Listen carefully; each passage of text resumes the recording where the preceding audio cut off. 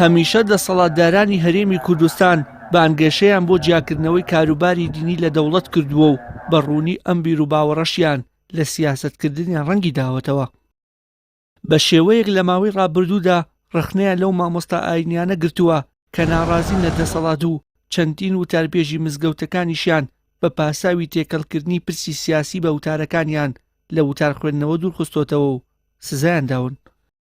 بەڵام ئەم دەسەڵاتە لە سەروبەندی هەڵبژاردنەکان و لەو کاتانی دەیەوێت بەرگێکی شەرعی بەبەری کارەکانی خۆیدا بکات پەنا بۆ مامۆستایانی ئاینی دەبات. لە نوێترین کردەوەی لەو شێوەیەشدا لایەنێکی دەسەڵات کە بەرپرسە لە بڕین و دواخستنی موچەی مامۆستایانی ئاینی دێنێتە سەر شاشەی تەلەڤیزیۆنەکانی و دەڵێت ئەو مامۆستایانی بایکۆت دەکەن و موچە وەردەگرن، موچەکانیان حرامە. مامۆستایەکی ئاینی دەڵێ فتوادان کاری یەک مامۆستای ئاینی نییە و ئەو فتوایش بە هیچ شێوەیەک وەرناگیرێت. ئەوەی ڕاست و دروستە ئەوانە پیانەوترێ بەڵای ئاینی، ئەوانە زانای ئاینینی.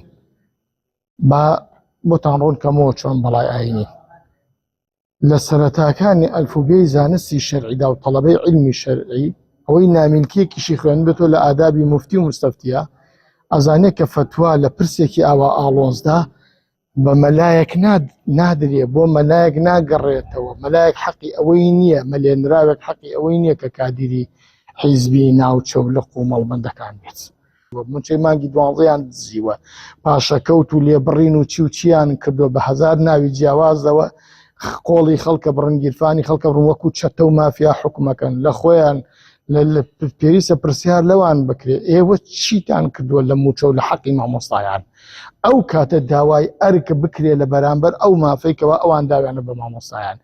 بۆیە ئەگەر لیژنەیەک لە مامۆستایانی زانایانی ئاینی سەربەخۆ و بوێر و بۆ کۆڵێ سەربەخوا و سەر بە خەڵک ئەگەر بێن لەم پرسێدا قسە بکەن ئەم حکوومەتە بەچەتە و مافیا و قۆڵبڕ و دەستبڕ و درۆزن و نیفاق و دووڕوو متهەمەکەن. مامۆستایەکی ناڕاستیش دەڵێ مامۆستای ئاینی پێش ئەوەی باسی ئەو بابەتە بکات با ئەو فەرمودەی پێغەمبەری خوددا بۆ دەسەڵاتداران بهێنێتەوە کە دەفەرمێت کرێکار بدەن بەر لەوەی ئارەقەی وشک بێتەوە. سیر دەسەڵاتە سیاسیەکانی دنیا بکە، دەسەڵاتە تونندڕەوەکان، دەسەڵاتە دیکتاتۆرەکانی دنیا بکە، هەمیشە بۆ شەریعەتدان بە ئەو زوڵم و ستەمی کە کردویانە کۆمەڵێ مامۆستای ئاینی، کۆمەڵێ نووسەری قەڵەمفرۆشیانە دەوری خۆیان کۆ کردوێتەوە کە بەشار ئەسەد و سەدام و ئەمانە نمونێکی نزیکن لە ئێمەوە تا ڕادێکی زۆر. و بەڕاستی من پێم خۆش بۆ مامۆستای ئاینیە پێشەوەی کە داوای یعنی ئەم قسەیە بکبی وتایە پێغەمبەر درودی خوا لەسەر بێ فەرموویەتی کرێکارەکە بدە پێشەوەی کە عارەقەکەی وشک بێتەوە. خۆتە زانی ئەم دەسەڵاتە سیاسیە ئەوە نزیکەی 56 موچەینەیەوە بە خەڵکی هەرێمی کوردستان بە ڕۆژانە تەعەدا زۆڵم لە خەڵکی هەرێمی کوردستان ئەکرێ. کۆمەڵی مامۆستای ئاینی بێدەنگن و دەمیان داخستووە، بەڵام کاتێک یێتە سەر ئەوەی کە لە پۆینتێکە لە خاڵێکا کە بە نەفع و بەرژەوەندی دەسەڵاتی سیاسیە ئاین بەکارێنن کە لە ڕاستیە بەڕاستی ئەمە ئەم جۆرە قەرارانە ئەم جۆرە قسانە دوورن لە ئاینەوە.